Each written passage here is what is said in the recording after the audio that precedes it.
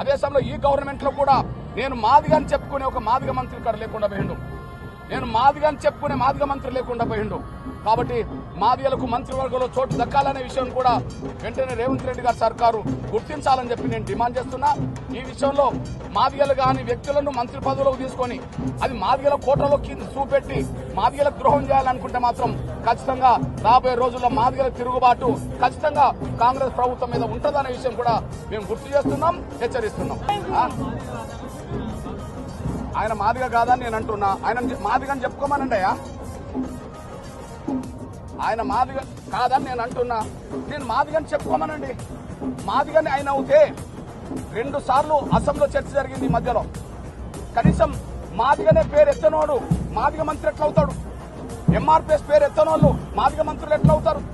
తను మాదిగని చెప్పుకోవడానికి సిగ్గుపడేటోళ్ళు మాదిగ మంత్రులు ఎట్లా అవుతారు? అసలు మాదిగో కాదో ఆయన చెప్పానండి. ఆయన మాదిగని మీరు మా మీద రుద్దుతారా?